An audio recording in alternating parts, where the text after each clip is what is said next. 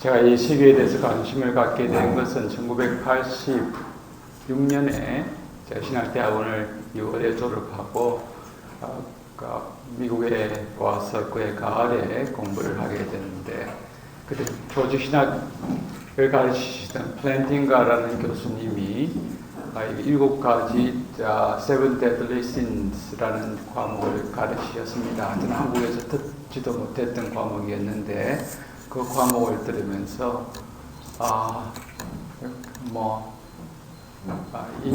이것이 조직신학적인 주제이면서 도덕적인 윤리적인 주제이고, 뿐만 아니라 이론적이면서 굉장히 실천적인 주제이고, 그래서 또 그렇지면서 가톨릭적인 교리이면서도 한편으로는 개신교에도 적용이 되는 주제이다 하는 것을 느끼게 되면서 한국교회에 제가 신학교 다닐 때는 듣지도 못했던 이 주제에 대해서 좀 공부를 더 해보고 싶다는 생각을 하게 되었습니다. 그렇지만은 이제 저도 그때는 막 석사 공부를 시작할 때니까 박사 공부를 끝마칠 때까지도 이 주제는 늘 속에만 있어 제대로 연구를 못하다가, 또 신학대학원에 가서 교수로 부임하고 나서도 한 10년 동안 제대로 이 주제에 대해서 들춰보지도 못하다가 한 5년부터 신학대학원에서 이 주제에 대해서 강의를 하기 시작했습니다. 그래서 7년 전에 안식년을 제가 가졌을 때에 2005년 경에 제가 한국 목사님들이 가장 많이 보시는 월간지인 목회와 신학의 설교 전문지인 그 말씀이라는 데에서 이 주제를 7번 설교 연설을 했는데, 거기에 대해서 이제 IVP 책임자가 저보고 책을 하나 썼으면 좋겠다 해서 그 주제에 대해서 책을 착수를 했다가 조금 해보니까 제가 쓸 책은 아닌 그 당시에 쓸 책은 아니다 결론에 이르렀습니다. 좀 더 숙성한 원숙한 상태에서 써야지, 이렇게 설익은 상태에서 썼다가는 죽도가 없다 안 되겠다 생각하고 책 집필을 중단하고 있다가 안식년을 떠나게 되면서 다시 기도하는 가운데 하나님께서 쓸 용기를 주셨습니다. 그래서 부족한 대로 그냥 내 모습 이대로 써야겠다 생각하고 2008년, 9년 이렇게 안식년 미국에서 1년 동안 안식년을 보내면서 여기에 대한 기초 작업을 다 고전적인 책들을 좀 읽고, 그리고 더 숙성을 시켜서 2012년에 이 책을 이제 내게 되었습니다. 제가 교회에서 여러 교회들에서 이 주제에 대해서 강의를 많이 해봤는데요. 역시 제가 생각했던 대로 이것은 수도사회들에게만 해당되는 죄가 목록이 아니라 우리 성도들에게도 가장 밀착한 주제이고, 또 목사님들이 너무나 좋아하시는 주제이기도 합니다. 이 8가지 정도 설교를 이 주제를 잡아놓으면 2달간 설교 걱정할 게 없거든요. 그래서 목사님들에게도 또 도움이 되었으면 좋겠다 하는 생각에서 책을 썼는데, 우리 성도님들도 아마 이 주제에 대해서 공부를 해보시면 굉장히 도움이 많이 되시고 재미가 있을 걸로 생각을 합니다.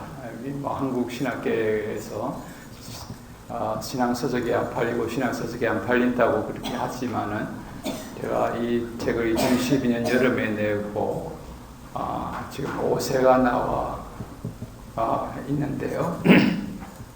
어쨌든 아직까지도 꾸준히 스테디로 좀 팔리고 있는데, 여전히 또 강의 요청이 많이 있습니다. 오늘 저는 이 중에서 뭘 할까 고민을 하다가 시기라는 주제에 대해서 찾게 되었습니다. 한 2시간 동안 시기의 의미가 무엇인지, 시기의 성격이 어떤 것인지, 그리고 결과가 무엇인지, 또 교회와 시기에 어떤 관계가 있는 것인지, 이 시기에서 우리 극복할 수 있는 방법이 무엇인지에 대해서 조금 공부를 하도록 하겠습니다. 고대 그리스에 전래되는 이야기인데요. 어느 동네에서 탁월한 운동 기록을 세운 한 사람이 있었습니다. 도시의회는 그 우정을 기념하면서 그 사람끼리는 무엇을 행사를 하자 하고 의논을 했는데 결국에는 동상을 세우기로 그렇게 결정을 했습니다. 그런데 그 결정 과정에서 한 라이벌인 사람이 집요하게 반대를 했는데 결국 세우기로 했는데 결정이 되고 난 뒤 즉시 착수해서 이제 하나씩 세워 나가다 결국 이제 완공이 되었는데요. 이제 이 라이벌인 사람이 그래 내가 그렇게 반대하는데 세우기로 했어 어디 한번 세우기만 해봐 그렇게 앙심을 꼭 품고 있었는데 완공되는 그날 밤부터 밤 심야에 나가서 새 꼴을 가지고 그 동상을 조금씩 사람들이 멈추지 못하게 자르기 시작했습니다. 하루, 이틀, 사흘, 날 드디어 이제 마지막 밑둥을 자르게 되었는데 드디어 그 마지막 톱질을 하자마자 동상이 무너지게 되었습니다. 동상은 완전히 이제 무너지는데 그냥 무너진 것이 아니라 자르던 그 사람을 덮치면서 그냥 무너지게 되었습니다. 그래서 그 동상이 무너지면서 그 자른 사람도 죽고 말았습니다. 이 민다멘천에 내려오는 이야기는 시기의 성격과 결과가 무엇인지를 잘 드러내주는 민담이라고 할 수 있습니다. 시기는 가까운 사람이 동료가 잘 됨에 대해서 속쓰려하는 감정입니다. 친구가 아주 운동을 잘하거나 어떤 탁월한 업적을 내어서 칭찬을 받게 되고 상을 받게 되면은 그 앞에서 축하한다라고 말을 건네지만 속으로는 쓰라립니다. 그래서 힘들어하죠.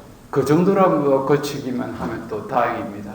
그 정도로 거치지 아니하고 반드시 자기 속쓰림을 면하기 위해서 친구의 웃고 있는 상태를 없애버리려고 합니다. 즉 친구가 앉아있는 자리에서 박수 받는 자리에서 끌어내리려고 도모하게 됩니다.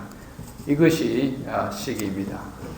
시기는 본래 이 죽음에 이르는 7죄, 8텀의 리스트가 8가지였는데요. 7죄라는 목록은 어디서 나오게 됐는가 하면은 사막 수도원에서 사들로부터 나오게 되었습니다. 2세기 말, 3세기 또 그 4세기 초 항상 수도원 운동이 시작되면서 융성할 때 많은 사람들이 사막이나 산 속에서 모여서 수도하다가 수도원을 이루면서 지내게 되었는데요. 수도원장이 수도사들의 수도 생활을 돕기 위해서 하나님과 연합하기 위해서 가장 하나님과 연합을 방해하는 것이 무엇일까? 외부적인 것이 아니라 내적인 것이다. 내적인 욕망인데 하나님과 연합을 방해하는 8가지 그 욕망이 있다. 그래서 그것을 욕망이라고 표현하기도 하고 악이라고 표현하기도 하고 죄라고 표현하기도 하는데 그것은 교만과 시기와 분노와 나태와 탐심과 탐욕과 정욕과 식탐, 탐식이다 이렇게 했습니다. 그 중에서 이제 허영도 있고 또 우울함도 있고 이렇게 한두 가지 리스트가 승가되었다가 이제 지금은 7가지 제가 말한 이 7가지로 특정해서 이렇게 내려오고 있는데요. 이제 그 중에서도 이제 이 시기와 교만은 차가운 죄라고 그럽니다. 냉담한 cold-hearted sins라고 해서 이 죄는 공동체를 파괴하는 죄이다. 공동체를 파괴하는 죄이다. 그렇습니다. 여러분 교만한 사람 옆에는 사람들이 몰리지 않습니다. 교만한 사람, 교만을 가리켜서 낙타의 코라고 부르는데요. 이미지로서 코가 크면은 코 때문에 다른 사람이 안 보입니다. 경상도 말로 이렇게 표현합니다. 다른 사람을 알로 본다. 그렇게 합니다. 그것이 아래로 본다 하는 것을 줄여서 알로 본다. 항상 교만한 사람은 다른 사람을 자기보다 한 수 적어서 이렇게 딱 봅니다. 그 눈과 말투에서 알 수가 있지요. 그러니까 그 교만한 사람 옆에는 가지 않는 거죠. 왜냐하면 자기가 한 수 적게 보이니까 이렇게 자존심이 상하죠. 교만한 사람 있는 곳에 사람이 모이지 않으니까 공동체가 되지 않겠죠. 시기 마찬가지입니다. 이제 시기를 자세하게 공부를 할 텐데, 시기는 다른 사람이 자기보다 잘 되고 칭찬받는 것을 보지를 못합니다. 그래서 이 두 죄는 가장 공동체에 해악을 끼치는 죄라고 할 수가 있습니다. 시기는요, 토마스 아퀴나스는 시기는 친구의 행복에 슬퍼하는 것이라고 했습니다. 친구의 행복에 불행해하는 것입니다. 그래서 이제 시기를 이 이름을 붙인다고 하면 시기를 가리켜서 가장 더러운 죄라고 그럽니다. 쉽게 말하면 더러운 죄이죠. 왜? 친구가 잘 됐을 때 축하한다라고 하지만 돌아서면서는 쓰라리고 눈물이 납니다. 속으로 피눈물이 나는 것이죠. 내가 받아야 할 박수와 내가 앉아야 할 자리 빼앗겠다 하는 그런 생각 때문입니다. 그래서 친구의 잘됨에 슬퍼하고 비애를 느끼고 쓴 감정을 갖는다는 것이 얼마나 추악한 겁니까? 앞에서는 웃지만 팍 돌아서면서 안색이 변하고 속쓰리하는 것이죠. 시기는 어디서 시작하느냐? 보는 것에서 시작합니다. 보는 것, 눈에서 시작하는 겁니다. 여러분 이제 그 심리학을 공부하고 도덕 발달 단계에 보면 에릭슨이라는 분은 인간의 자라는 단계를 8단계로 나누면서 그 유아기, 초등학교 시기, 청소년기, 이런 식으로 사춘기 이렇게 쭉 나누면서 각 도덕의 발달 단계가 다 이 시기마다 조금씩 다르다라고 이제 분류를 해놓는데요. 이제 이 에릭슨의 그 도덕 발달 단계 8단계를 프린스턴 신학교의 도널드 캡스라는 그 상담 심리학자는 이 7가지 죄와 연결을 시켜서 이제 논문을 써놓은 게 있는데요. 그 논문에 보면 재미있게도 시기라는 이 7대 죄는 에릭슨의 분류에 의하면 초등학교 단계 시기에 가장 잘 발달한다는 겁니다. 왜냐? 시기는 눈에서 보는 죄인데 아이들이 어릴 때 자라갈 때는 영아 때는 엄마가 다 해주고 최고다 하고 엄마를 독점하고 엄마 해달라는 대로 다 하고 잘한다 하다가 초등학교 시기에 딱 들어가봐서 학교를 딱 가보니까 많은 친구들이 있는데 공부 잘하는 친구도 있고 발표 잘하는 친구도 있고 달리기 잘하는 친구도 있고 예쁜 친구도 있고 노래 잘하는 친구도 있고 자기가 최고일 줄 알고 자기가 늘 사랑만 받아왔는데 그런 친구들이 눈에 보이는 거예요. 그러면서 선생님의 사랑과 인정을 자기가 아니라 친구들이 받는 보면서 드디어 시기가 생겨야 된다 하는 겁니다. 시기, 칭찬받는 친구에 대해서, 예쁜 친구에 대해서, 공부 잘하는 친구에 대해서. 그래서 시기는 비로소 보는 다른 친구를 보면서부터 시작이 된다 하는 겁니다. 그렇기 때문에 엄밀한 어떤 면에서는 우리가 눈을 감을 때까지 시기심은 사라지기가 쉽지 않다. 내 앞에서 내 친구가, 나와의 동년배가, 나와 비슷한 직업을 가진 사람이 환하게 웃고 뛰어난 업적을 탁 발표하고 하는 것을 보는 한 시기는 사라지지 아니한다 하는 겁니다. 그래서 시기를 눈의 죄다 하고 셰익스피어는 푸른 녹색 눈을 가진 괴물이다 이렇게 표현을 했습니다. 성경에도 시기를 가리켜서 눈과 관련해서 표현을 하고 있습니다. 구약에 보면요, 사울이 게슨 장군처럼 게슨 행진을 해서 들어오는 다윗을 봅니다. 골리앗을 쳐 죽이고 그래서 전투에서 이것이 돌아올 때 그 연도에서 백성들이 사울이 죽인 자는 천천히요, 다윗이 죽인 자는 만만히로다 하면서 칭호하는 노래를 부르면서 다윗을 환영하게 되는 모습을 목도하게 되는데요. 그때 이후부터 사울은 달라지게 됩니다. 그때 성경은 표현을 사무엘상 18장 9절에 보면 그날 후로 사울이 다윗을 주목하니라 이렇게 표현을 해놓고 있습니다.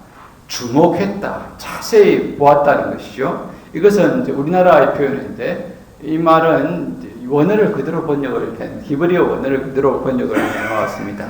히브리를 아인이라는 그 눈을 표현하는 것인데요. 그러나 영어 성경의 많은 영어 번역성들은 이것을 직역을 안 해놓고 의역을 해놓고 있습니다. envy하게 되었다, 그렇게 표현을 해놓고 있습니다. 그래서 자세히 보았다 하는 눈으로 보았다라고 표현했는데 실제로는 그 의미는 시기하다, 개선장군 하면서 오는 사람을 바라보는 것에서부터 시기는 시작된다. 구약도 시기를 눈과 같이 눈으로 표현한다. 신약에서는 우리 주님이 또 그런 표현을 하나 쓰신 바가 있습니다. 사람을 더럽게 하는 것이 바깥에서 드러나는 것이 아니라 마음에서부터 나오는 것이 사람을 더럽게 하는 것인데 그것 중에 여러 가지 그들 말을 하면서 시기를 언급을 하시는데 우리 최근에 개정은 시기라고 번역했지만 이전의 개역 한글 성경에는 흘기는 눈으로 번역을 해놨습니다. 사람이 밖에 안에서 내부에서 나오는 마음으로 마음은 그들 사람을 더럽게 한다고 여러 가지 죄를 언급하면서 흘기는 눈이다 했는데 그 눈은 헬라어 신약 성경의 헬라어 자체가 악한 눈으로 기록을 해놓고 있습니다. 이것을 이전 개역 한글에는 흘기는 눈으로 번역했었고 지금 개역 개정본은 시기다 이렇게 번역을 해놓고 있습니다. 시기는 악한 눈, 악한 의도로 바라보는 눈이다 하는 것이죠. 그래서 우리 성경도 시기를 눈, 악한 의도로 바라보고 하는 것과 관련시켜서 이야기를 해두고 있습니다. 이 시기는 종종 일반적으로 표현할 때 녹색 눈을 가의 괴수, 괴물의 짐승으로 이렇게 표현을 하고 있는데요. 왜 이제 눈으로 표현하는 것을 알겠는데 왜 green-eyed monster, 왜 green-eyed monster, green을 이야기를 했을까? 그것에 대해서는 두 가지 이제 주장이 있는데 하나는 green이라는 의미는 보통 설익은 과일을 연상시킵니다. 완숙하게 되면 노랗거나 또는 빨갛거나 그런데 초록색은 아직 설익은 것이죠. 뜰다라는 아주 이제 이민오셔가지고 뜰다라는 표현을 이제 잊어버리신 건 아니죠. 뜰습니다. 그 설익은 과일을 먹으면 속이 뜰지요. 제가 발음을 잘못하는 겁니까? 네. 우리 어릴 때 싸움할 때요 이런 말이 있습니다. 뜰보 이렇게 했습니다. 날 못 맞다가 하느냐 이제 그런 표현이죠. 예. 시기라는 것은 사람 속을 썰리게 하는 것이죠. 뜰게, 예, 썰리다. 그 녹색입니다. 두 번째는 왜 녹색으로 표시를 했느냐? 고양이가 쥐를 잡아놓고 보통 잡아먹기 전에 좀 골립니다. 완전히 쥐는 소름이 깃든 상태에서 정신이 하나도 없는 것이죠. 예, 이렇게 발로 이렇게 손을 치면서 정신없이 해놓다가 마지막에 막 잡아먹으려고 할 때 그때 고양이의 눈이 그린색으로 난다. 그래서 사람 짐승을 잡아먹기 직전의 파멸 직전의 그 눈의 색깔이 그린이다. 시기는 결국 뭡니까? 시기를 그린 아이라고 표현한 것은 상대방을 추락시키고 멸망시키고 파괴시키려고 하는 것이 바로 시기다 하는 것을 상징하는 것입니다. 시기는 단순하게 떫은 감정에서 끝나는 것이 아닙니다. 그 정도면 시기는 아닙니다. 반드시 대상을 추락시키려고 하게 되는 겁니다. 그러니 축하한다라고 말을 하지만 속으로 딱 돌았을 때는 두고 보자. 이렇게 가는 참 추악한 죄일 수밖에 없죠. 그것도 가장 가까운 친구한테. 예. 이제 지금 오늘 여기 앉으신 분은 어느 정도 또 나이가 있고 연배가 되셔서 좀 이런 영화는 보셨을 거로 생각합니다만은 영화 아마데우스 영화였죠. 모차르트에서 거기서 아마데우스 보면은 이제 궁중 작곡가고 지휘자인 샬리에 나오는데 제일 처음에 정신병동에서 실려 나오면서 처에 이렇게 약간 정신병 상태에서 쭉 해서 시작하면서 영화가 전개되죠. 저도 비행기 안에서 몇 년 전에 한번 봤는데 굉장히 실감이 나더라고요. 예, 제 대학 시절에 개봉했던 영화인데요. 예,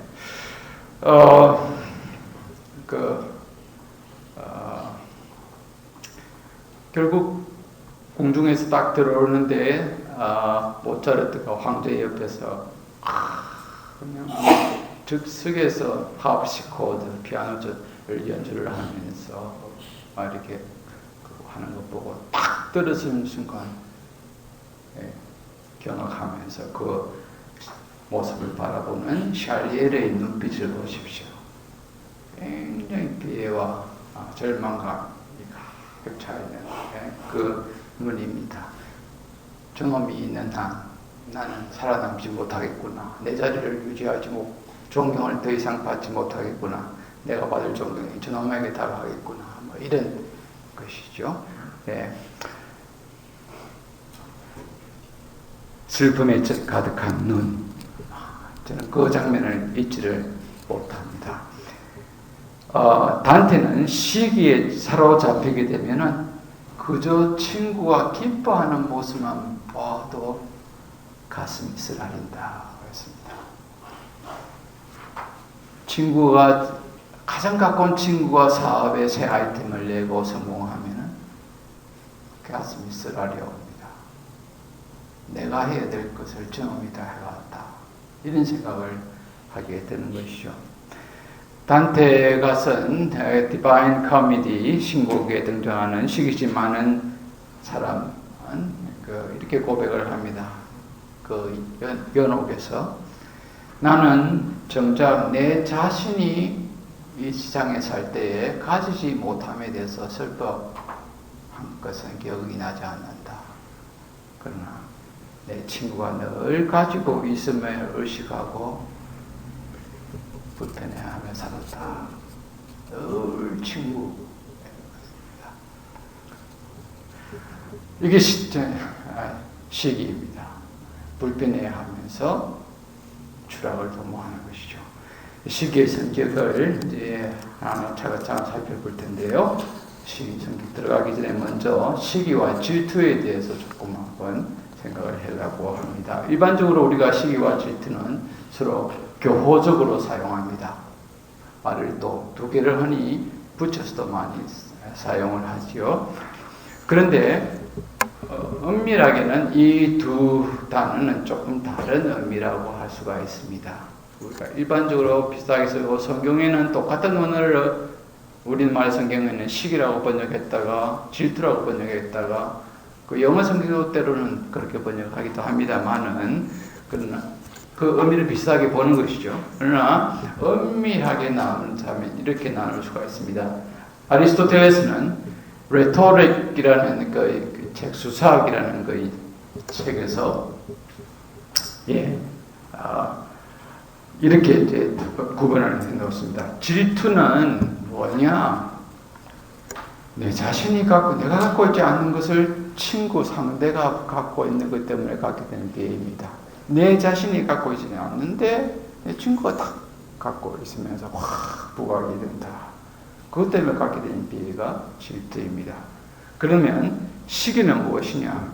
시기는 단순히 나는 없고 친구가 바로 앞에서 그거 가진 친구가 확 내가 웃는 것 때문에 갖는 비애가 바로 시기입니다. 그러면은 시기의 초점은 쉽게 말하면 상대방에 있고, 질투의 초점은 상대로 인해서 촉발되는 것이지만 내가 갖고 있지 못한다는 것도 무게가 있습니다. 질투는 자기 자신의 관계가 관련되어 있고, 기본적으로 질투는 감정의 무게 중심은 자기가 없는 것 때문에 생기는 것이다 라고 할 수가 있습니다. 친구의 잘됨, 친구의 외모, 뛰어난 외모, 친구의 능력, 이런 것들 보면서 생기는 것은 분명하지만 나는 그렇지 못한데, 나는 갖고 있지 않은데 라는 사실 때문에 화가 나고 또 슬퍼지는 것이죠. 그래서 이 질투의 감정은 일종의 경쟁심과 같은 것입니다. emulation. 나는 없고 친구가 있는가? 왜 나는 없지? 왜 친구가 없지? 이런 것이죠. 이렇게 생각하면서 비애를 느끼지만 한편으로는 이것은 비애에서 그치는 것이 아니라 나도 가질 수 있는데 나도 가져야지 하는 생각으로 전개가 되어질 수 있습니다. 그래서 일종의 것은 emulation, 경쟁심에서 시작하지만 그 때로는 imitation, 모방으로 갈 수가 있습니다. 모방, imitation. 그렇기 때문에 어떻게 보면 이것은 자기 발전과 개발의 채찍으로 삼을 수가 있습니다. 자기 개발의 동력으로 삼을 수가 있습니다. 여러분 성경에 보면은 빌립보서 2장 15절에 보시면요, 어떤 것이 있는가 하면 바울이 빌립보 감옥에 가서 빌립보 교인들에게 편지를 쓰면서 너희들이 복음을 전한다는데 때로는 투기와 분쟁으로 복음을 전하기도 하고, 어떤 사람은 투기와 분쟁으로, 어떤 사람은 착한 뜻으로 복음을 전파한다는 것을 내가 듣고 있다. 이렇게 표현을 합니다. 그런데 이거에서 보면요, 복음을 전할 때는 때로는 서로가 여기 투기라는 것은 소위 말해서 질투입니다. zealous라는 것을, zealous. 헬라어로 질투의 동입니다. 그래서 이것은 서로 복음을 경쟁적으로 저 사람이 열심히 복음 전하는 걸 보고 또 능력 있게 전하는 걸 보고 성과를 올리는 걸 보고 여기 일종의 경쟁의식으로서 복음을 열심히 또 전하게 되었다. 어떤 이것은 동력으로 사용될 수 있는 것이죠. 그래서 이 질투라는 말은 헬라어로는 zealous입니다. zealous인데 그럼 jealous라면 대충 감이 딱 보시죠. 여기서 영어가 jealousy가 왔고 jealous만 온 것이 아니라 또 뭐가 왔냐면 zeal이 왔습니다. zeal, Z-E-A-L. 이거는 열정이죠. enthusiasm하고 같은 것입니다. 아무튼 열정으로. 그래서 질투라는 것은 포지티브한 의미도 지닐 수가 있다. 잘 활용하면. 그러나 시기는 그렇지 않습니다. 시기는 헬라어로 프토노스인데 그리고 envy죠. 이것은 무게적 짐이 다른 사람에게 있습니다. 비애의 감정이 단지 다른 사람이 그것을 가지고 있다는 사실, 단지 좋은 자리에 앉았다는 사실, 단지 내 친구가 박수를 받고 교인들로부터 인정을 받고 동료로부터 인정을 받고 상사로부터 칭찬을 받는다는 그 사실 때문에 생기는 비애의 감정입니다. 그렇기 때문에 그 초점이 그 친구입니다. 자기가 있는 것이 아닙니다. 그래서 나에게 비애를 주는 그 친구를 끌어내리고 싶어 하는 것이죠. 그래서 저 친구 내가 앉아 있어야 할 자리인데 저 친구가 앉아 있어가지고 이렇게 생각해요. 나는 그 자리에 못 앉는 거죠. 그러니까 그 친구를 끌어내리려고 하는 겁니다. 이 점에서 질투하는 확연히 다르고 포지티브한 것이 없습니다. 안 그렇기 때문에 늘 악이라고 할 수가 있습니다. 자, 그러면은 그래서 우리가 일상적으로는 이것을 교호적으로 그냥 쓰지만 엄밀하게는 이렇게 또 차이가 있다. 질투와 내가 갖고 있는 감정이 질투일까 시기일까 이런 성격을 여러분들이 파악을 해서 그 빛에서 진단을 해보시면 여러분들의 감정을 구분을 할 수 있을 걸로 생각을 합니다. 자, 이제 시기는 어떤 성격을 지닐까? 시기의 성격에 대해서 몇 가지로 살펴보겠습니다. 시기는 그야말로 가장 가까운 친구에 대해서 갖는 죄입니다. 그래서 윌리엄 메이라는 윤리학자는 sin against brothers라고 했습니다. sin against brothers, 형제에 대한 죄. 형제가 가장 가까운 사람이죠. 그러니까 형제에 대해서 우리나라도 속담에도 사촌이 노는 사람이 배가 아프다. 형제에 대한 죄인 거죠. 자기와 관계가 없는 사람이 노는 사람이 배가 안 아픕니다. 사촌이 노는 사람이 배가 아픕니다. 예. 다른 부서에 있는 사람이 승진해도 조금 참을 만합니다. 같은 부서에 입사 동기가 승진하면 속이 쓰라린 것이죠. 예.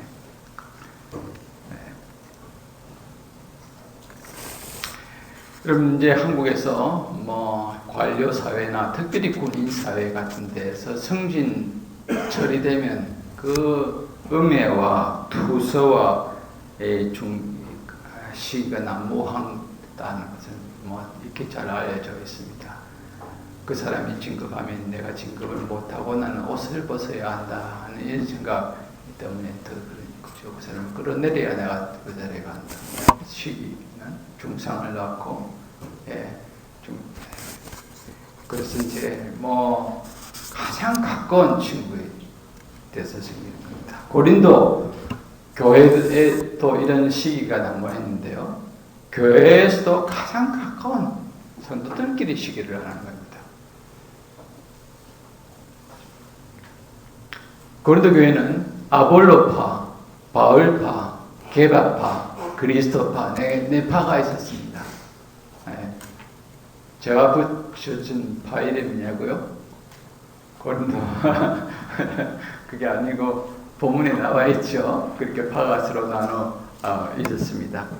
고린도 교회는 특별한 사람들에게였습니다. 자기 몸을 불사르게 내어줄지라도 너희가 사랑이 없으면 아무것도 아니요라고 바울이 그렇게 말했죠. 그 말은 불사르게 준다는 거예요. 그 사람들이 어떻게 굉장한 은사들을, 다양한 은사들을 가졌고 열심을 지닌 그룹들이었습니다.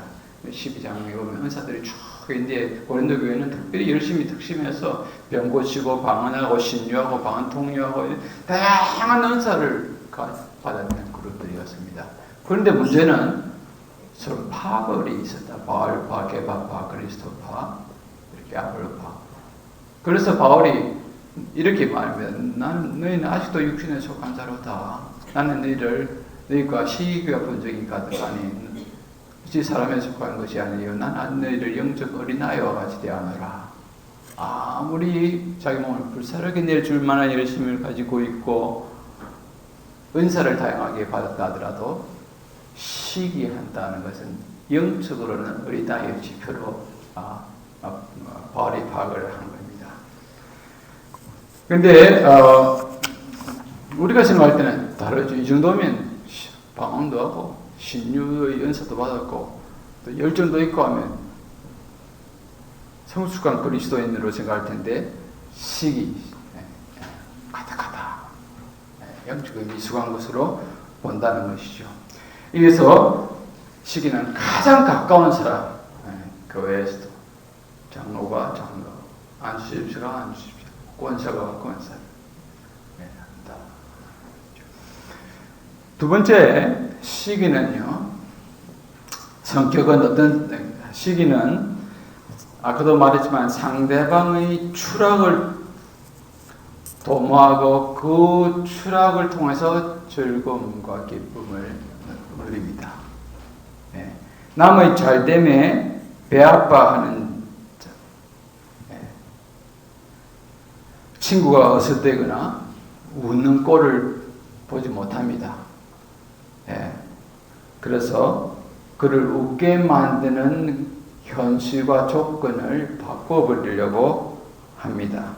동료가 차지하고 있는 자리에서 끌어내리려고 하는 것이죠. 예.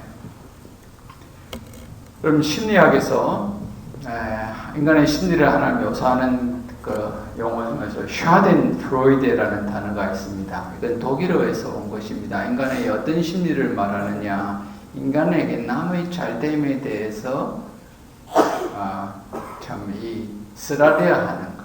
그래서 남의 잘못됨, 불행해지는 것에 대해서 쾌감을 느끼고 고소해하는 그런 인간의 감정이 있다 하는 겁니다. 그것을 그런 인간 심리를 가리키죠. 샤덴프로이드라고 하는데, 샤덴프로이드라는 독일어에서 온 말이 고유 영어화되어 있는데, 이것은 샤덴이라는 말은 쉽게 말하면 sorry입니다. sorry고 프로이드에 하는 das Freud, 그 joy입니다. 친구에게 sorry 할 만한 일이 생기면 그에 대해서 joy를 느낍니다. 그래서 그것을 악의적인 기쁨이라는 malicious joy라고 합니다. 친구가 고통과 힘든 일이 있으면 거기에 대해서 joyful 하게 되는 것이죠. 그래서 그 malicious joy라고 하는 것이죠. 이게 인간이 가진 심리학계에서. 그런데 보십시오. 이 솔로몬 열왕기하 4장에 보면은 솔로몬이 이제 솔로몬 왕의 진부를 시행하는 초기에 기록이 되어 있는 그 내용이죠. 하루는 자고 있는데 두 창기 여자가 있었는데 사흘간 감기를 두고 해산을 했습니다. 아이를 낳았는데 똑같은 집에 살았어요. 그런데 하루는 자고 일어났더니 아이가 한 명 죽어 있었습니다. 아이를 그냥 엄마가 뭉개어서 죽인 것이죠. 그런데 깨어나가지고 자기 아이가 죽은 것을 보고 바꿉니다. 자기를 야구와 살아나게 자기 품에 내려. 그리고 일어나 보니까 진짜 엄마는 자기가 갖고 왔으니까. 그래가지고 결국 이제 임금님 앞에 솔로몬 앞에 오게 되죠. 그래가지고 서로 내 아이다, 내 아니다. 내가 일어나 보니까 내 아이는 저기 갖고 왔다. 뭐 그래서 그 솔로몬이 어떻게 합니까? 뭐 증명할 길이 없으니까 칼을 가져오라. 그러죠? 칼을 가져와서 이 칼을 가지고 반을 잘라서 나누어주라. 반반. 그러니 진짜 생모는 어떻게 이야기합니까? 아닙니다. 그렇게 하고 그냥 나는 원하지 않으니까 아이를 죽이지 말아 주십시오. 그런 실제로 거짓 말하는 뭐라고 그랬죠? 그 표현을 한번 보십시오. 그거 보면 나중에 한번 찾아보시면요. 열왕기하 3장 26절에 나오는데 이렇게 표현해 것입니다. 내 것도 되게 말고 네 것도 되게 말고 나누게 하소서. 잔인한 표현이죠. 그러니까 일단 그 상대에게 기쁨을 주는 아이들 것을 빼앗는 것뿐만 아니라 그 엄마의 행복도 빼앗아 버리려고 합니다. 그 여인에게서 엄마에게서 아기를 빼앗으려고 한 것도 아니라 그것이 안 되면은 진짜 엄마를 행복하게 해주고 기쁘게 해주는 대상인 아이를 죽게 함으로써 그 엄마의 행복을 빼앗아 버리려고 합니다. 이게 시기입니다. 상대방의 불행에 기뻐하는 것이죠.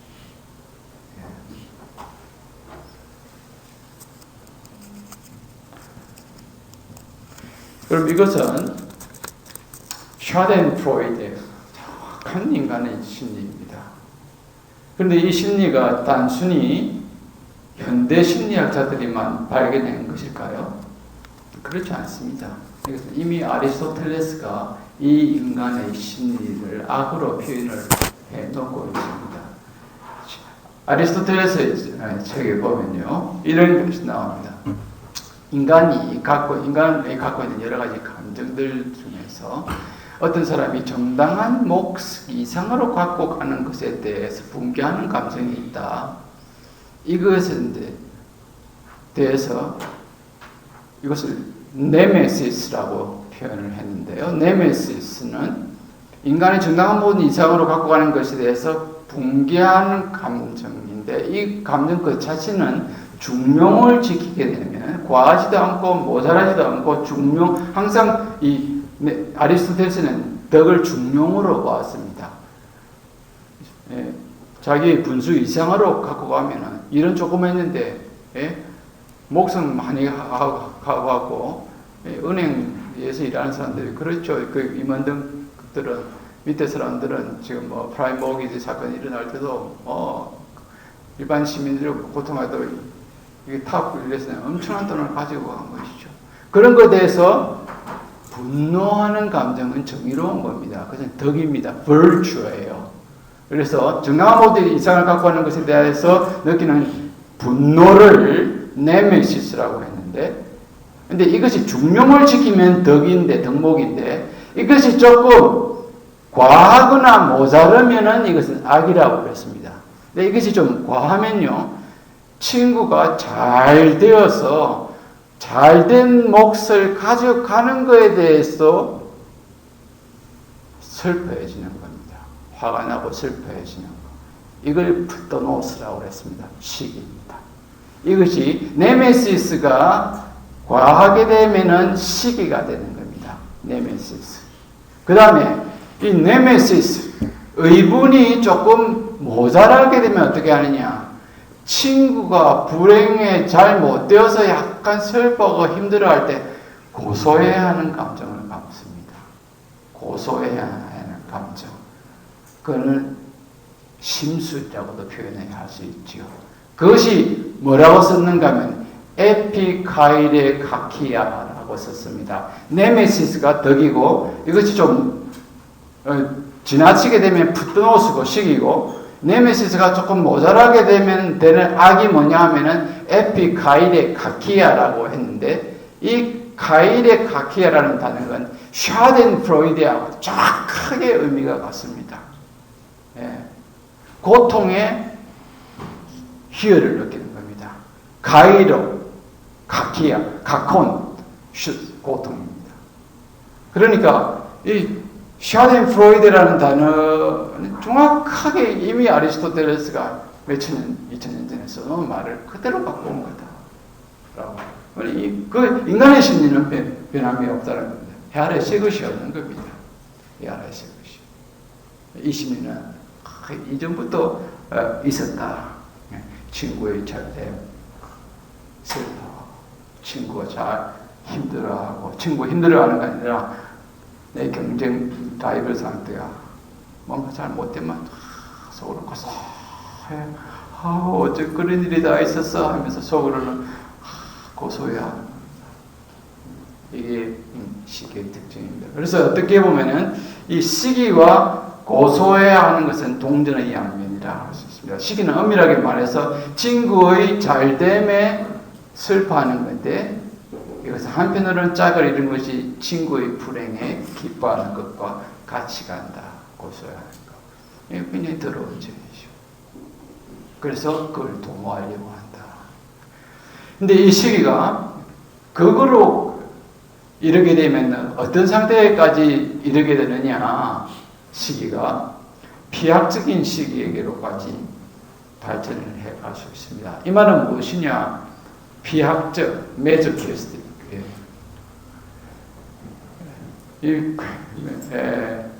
유대인 민담에서 전해오는 내용인데요.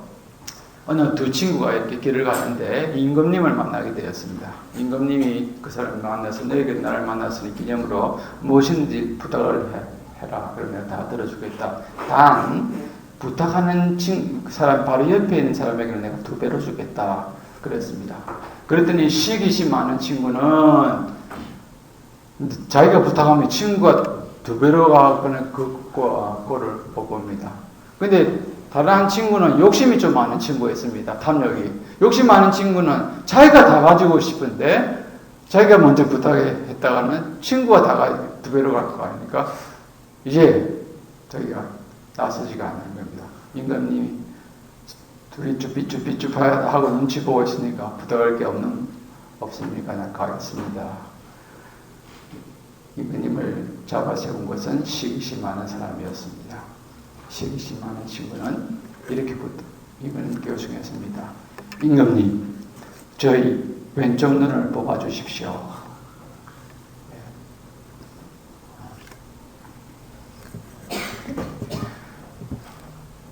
친구가 두 눈 다 뽑아달라 하는 것이죠. 친구 두 눈 다 뽑아옵니다. 내가 좀 손 피해를 받아주니 내하고 라이벌 관계에 있는 친구가 두 개만 다 뽑습니다만 나는 만족합니다. 친구가 다 많이 갖는 것을, 잘 되는 것을 보지 못한다는 겁니다. 그럼 이것이 어떻게 보면은 비현실적인 민담의 이야기일까요? 오늘 우리 주위에서 정치 세계에서도 일어나는 일들입니다. 정적을 넘어뜨리기 위해서는 라이벌 관계에 있는 회사를 추락시키기 위해서는 자기가 조금 손해를 보더라도 감내를 하려고 하는 겁니다. 이것이 시기가 극한에 이르게 됐을 때에 매저퀘스트 게임비까지 발전해 갈 수 있다. 얼마나 참 짠한 이야기죠. 인간이 이렇게까지 해야만 하는 것인가. 자, 그러면은 이런 시기는 어떤 결과를 가지고 올까? 시기는요, 몇 가지 결과를 좀 살펴보십시다. 시기는 반드시 상대방을 넘어뜨리고 큰 피해를 줍니다. 시기는 어떻게 보면은요, 화살과 같다고 할 수가 있어요. 다른 전장에 나가서 칼싸움하면 정정당당한 거죠. 방패도 들고 나가서 탁 찔러오면 탁 맞기도 하고 이렇게 싸움을 할 수 있는데, 화살은 어디서 날아올지 모릅니다. 길 가다가도 내보고 있다가 어디서 쏠 줄 모르기 때문에 화살을 피하기는 참 쉽지가 않습니다. 완전 무장하고 가지 않은 한은요. 시기는 누가 시기를 하고 어디서 소문을 만들어내는지 알 수가 없습니다. 그래서 당하는 사람은 속수무책으로 당하기가 쉽습니다. 대표적인 것이 신데렐라와 언니들입니다. 그래서 시기에 대한 유명한 책 가운데 하나가 신데렐라와 그 언니들이라는 책이 있습니다. 시기를 분석한 책인데요. 시기가 난 비극적 결과를 보여주는 고전적인 동화이지요. 아름다운 미모로 언니들의 시기 대상이 되죠. 신데렐라는 그 순간부터 신데렐라는 관찰 대상, 주시 대상이 되어서 일방적으로 요주의 인물이 되고 평가를 받습니다. 본인의 실제의 모습이라든지 인격, 살아온 삶의 내용 이런 것들과 무관하게 언니들과 자인들에게 판단을 받게 됩니다. 자기 힘으로 그런 상황을 바꿀 수 없는, 어떻게 보면 부조리한 이 삶의 구조로, 생활 구조에 내팽겨치게 됩니다. 누가 자신을 시기하는지 일반적으로는 잘 알 수도 없고, 안다고 하더라도 해명하면서 관계를 보존시키기는 참 어렵습니다. 왜냐하면요, 거의 모든 것이 시기하는 사람에게 달려있는데, 그들은 잘못된 상황을 바꾸고 완화하고 싶은, 해결하고 싶어 하는 마음을 갖지 않는 경우가 대부분입니다. 신데렐라 언니들의 경우를 보십시오. 이런 관계를 잘 보여주고 있습니다. 그래서 시기 대상이 되는 사람들은 항상 피해를 보게 됩니다. 화살을 맞게 되는 것이죠. 둘째로, 그러면 시기는 상대를 피해를 입게 되는데 경중이 있겠지만은 어쨌든 피해를 입힙니다. 억울하게 당하는 경우가 많지요. 하나님께서 신원해 주시겠지만요. 제가 18년, 19년 협동목사로 있는 교회가 있는데요. 안양에 있는 일신교회라는 교회 제가 다니고 있는데, 지금 이제 원로 목사님 되신 분이 거기에서 한 25년 넘게 신학을 하셔서 이제 25년 목하고 70여 년대를 하셨는데요. 이분이 담임 시절에 초창기에 교회가 한 300명, 250, 300명 모일 때 개척을 좀 하고 조금 성장을 했다는 것이죠. 200명이 채 못 될 때 신방을 갔는데 부인만 있었고 남편이 없었습니다. 남편이 예수를 안 믿는 사람이었는데 근데 거기서 잠깐 기도하고 이렇게 나오겠다는데 남편이 자기 부인을 거탈했다 하는 식으로 이렇게 루머를 만들어서 퍼뜨렸습니다. 그래가지고 우리 담임 목사님이 2년 이상으로 곤욕을 치렀습니다. 교회들에게부터 거탈자라는 레대를 달고, 워낙 목사님이 너무너무 힘들 때 성도들이 이렇게 그런 하고 말을 하고 눈길을 할 때는 정말 유하신 분인데요. 그분이 어느 집사님 내 눈을 보십시오. 그렇게까지 말을 했답니다. 내가 거탈할 사람입니까? 그런 뜻이죠. 이번에 너무 목사님이 기도하는데 피눈물이 다 나더라고요. 힘들어서. 2년이 지나고 난 뒤에 그 사람이 남사가 찾아와가지고 목사님한테 무릎 꿇고 죄송합니다. 회개를 했답니다. 하나님께서 하신 것이죠. 그 일 이후에 그것이 제대로 알려지고 난 뒤에 교회가 급속히 부흥을 하게 되었습니다. 목사님 그 성자와 같이 해명하고 하지 않고 하나님께 맡기고 피눈물을 쏟으면서 기도하고 목회하셨죠. 그렇게 하나님의 역사에서 저희 교회가 비교적 건실한 교회로 자랐는데요. 팍팍팍 성장한 것이 아니고 매년 50명씩 이렇게 제가 그 교회 가고 난 뒤 보니까 매년 50명씩 조금씩 늘었습니다. 지금 큰 교회가 되었는데요. 지금 근데 항상 시기하면 상대방을 넘어뜨리게 그렇게 합니다. 두 번째 시기는요. 부메랑이 되어서 상대방만 치고 끝나는 것이 아니라 항상 자기에게 들어와서 자기 목을 치게 되어 있습니다. 사울왕을 보면 다 알 수 있죠. 사울왕이 다윗을 시기하고 난 뒤부터 자기 관심은 오로지 다윗에게 가가지고 다윗을 잡는 데 갖고 있어요.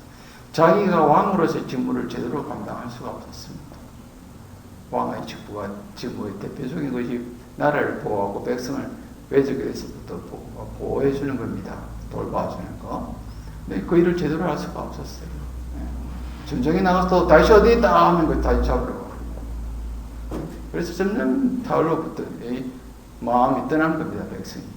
그런 가운데 다윗은 도망다니면서도 사막에서도 또 다른 국경을 넘어가서 다른 국가에 들어가 있었으면서도 전쟁을 하러 나갈 때는 이스라엘을 공격하는 군대를 혼내주고 그러면서 백성들로부터 다윗이 우리가 등지는 사람이 아니구나 하는 인식을 심어줌으로써 백성들이 마음을 얻게 된다.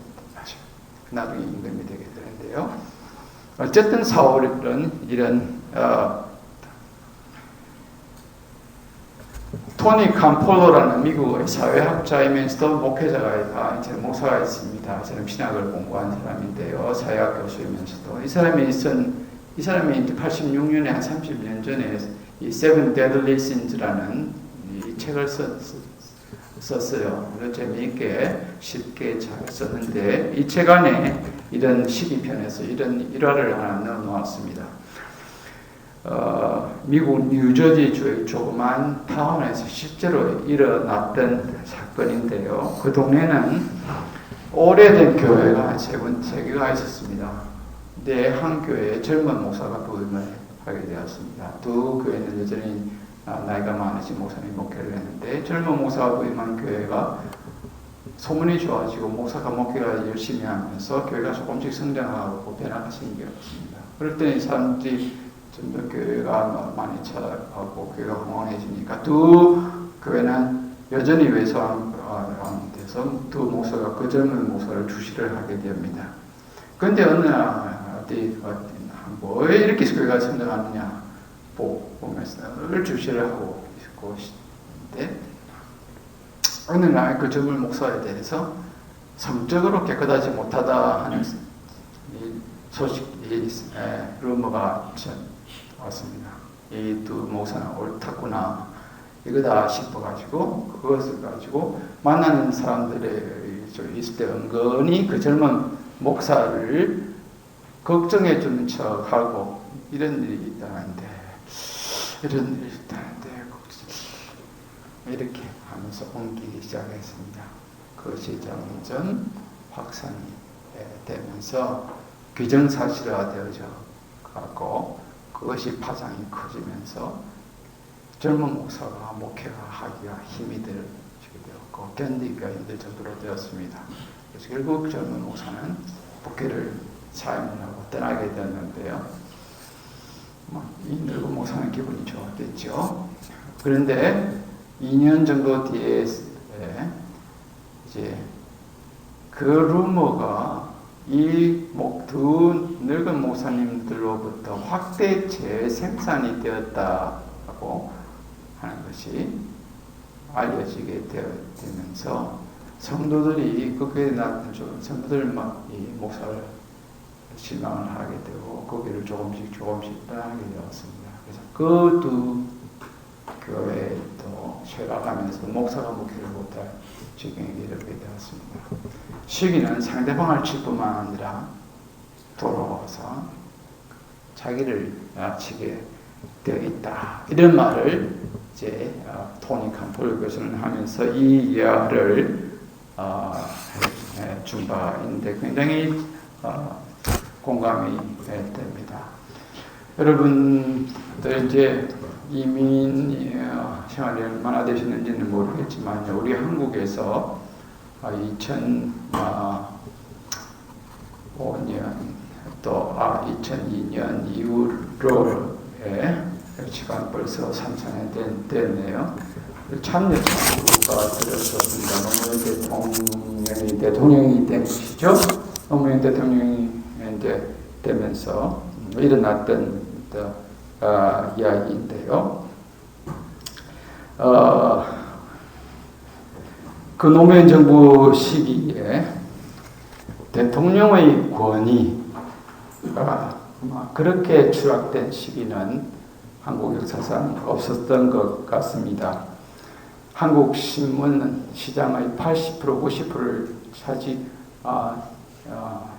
독점하고 있는 이 소위 주류 신문들, 이 5년 내내 대통령을 소위 비하하는 글로 도배를 하였습니다.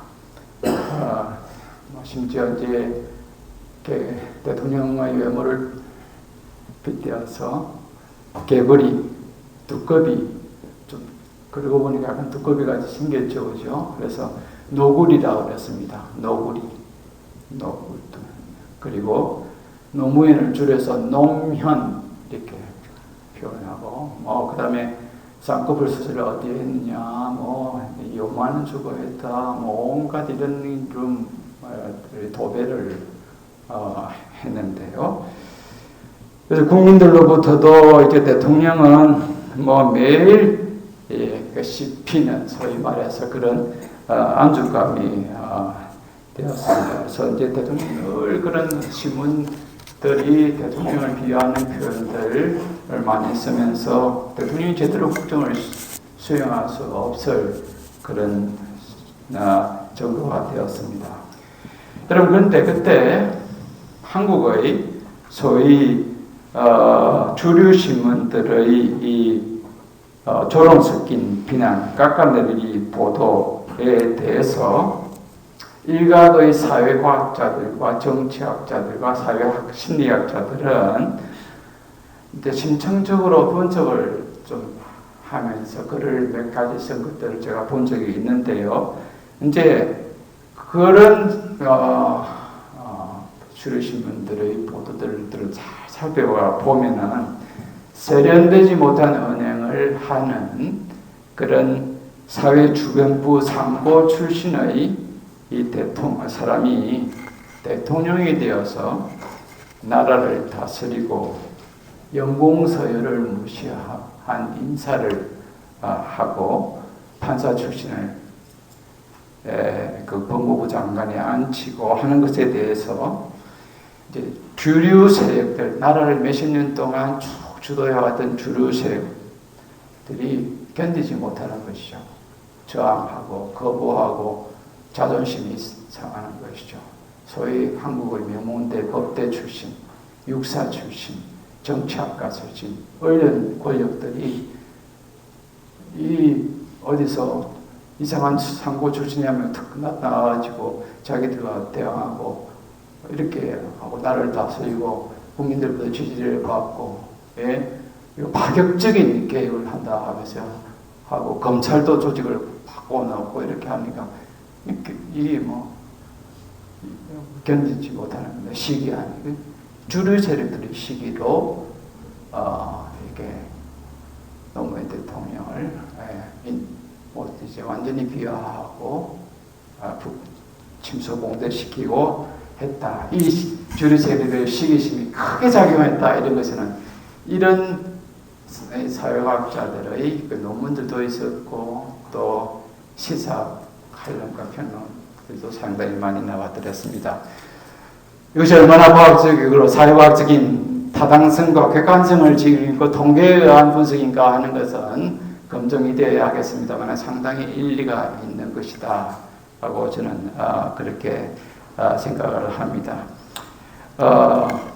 집단 간의 시기죠. 주류 세력과 주변부 세력 간의 갈등 시기는 결국은 자기 자신뿐만 아니라 나라 전체를 흔들리게 하는 불행한 결과를 초래하고 말았습니다. 결국 정권이 교체가 되었지요. 그런데 이명박 정권 그 다음에 들어선 이명박 정권은 어떻게 됐을까요? 그 소위 말해서 그 비하하고 깎아내려가고 조롱 일색의 그 신문의 비고 세력이었던 그 당시 반대 이명박 그룹들은 어떻게 되었을까요? 이명박 대통령이 정권을 잡고 난 뒤 여러분 기억이 나십니까? 정권 잡고 난 뒤 바로 미국에 이제 인사차 가면서 또 소고기 사건이 터졌죠. 30개월 이상 된 소고기를 수입해주면서 미국과 좋은 관계를 유지하게 했으면, 근데 그것이 그냥 이제 발단이 되어가지고 광우병 사건으로 일파만파가 되어지면서 그때부터 터져나왔던 게 무엇입니까? 이명박 대통령에 대해서 젊은이들이 뭐라고 했느냐? EMB라고 그랬습니다. EMB. MB는 이명박 대통령의 이니셜이죠. MB. 근데 EMB가 뭡니까? 2MB죠. 2MB. 머리가 돌아가는 게 2가 매일 장사치라는 거죠. 머리가 하나도 안 돌아가고. 그 다음에 장사를 하는 식으로 하고 국민의 정서는 모르고 갖다 바쳐서 생각만 한다. 2MB였습니다. 그리고 또 쥐박이라고 했습니다. 쥐박이. 그러고 보니까 이명박 대통령이 좀 쥐처럼 생겼죠. 노무현 대통령은 두꺼비처럼 생겼다면요. 그리고 쥐박이라고 뿐만 아니라 명박이라고 했습니다. 명이 반명할 사람이라서 명박이. 그 다음에 국민을 겁준다 해서 겁박이라고 했습니다. 겁박이. 이명박 대통령은 대통령 될 때에 벌써 60 중후반이었습니다. 노무현 대통령일 때 50 후반이었습니다. 중후반. 나이가 한 10살 차이 아주 가까이 60 후반이 되는 대통령을 2MB 겁박이, 쥐박이 젊은이들이 그렇게 조롱했습니다. 옛날 같으면 그렇게 조롱하는 젊은이들을 잡아가지고 삼천교육도 보내고 이렇게 해야 되는데 자기들이 뿌린 씨앗이 있는데요. 이전 정권에 대해서 얼마나 그렇게 국회의원들이 앞서가지고 대통령을 조롱하고 비하하는 표현을 일삼아 그렇게 할 수가 있습니까? 자기들이 뿌린 씨. 더 그걸 가지고 대로 주고 말로 받았다. 노무현 정부만 괴롭힌 것이 아니라 이명박 정권이 그대로 피해를 받았습니다. 정권을 가져온 것 같았지만 이명박 정권 5년 내내 아주 힘들었습니다. 초창기부터 그렇게 되면서 말이죠. 그 사건, 광업병 사건을 가지고 얼마나 오랫동안 대응했는지 말이 좀 길어졌습니다만은 이 시기는요, 상대방을 칠 뿐만 아니라 자기도 다 거의 돌아오게 되어 있습니다. 참 불행한 일이었습니다. 이런 우리나라의 이 정치, 이 후진성, 특별히 주류 세력들의 나라를 권력을 독점해왔다는 세력들이 아주 집요하게 지금 상대방을 공격을 하고 고스란히 자기들로 그것은 또 국민에게 피해를 끼치게 됩니다.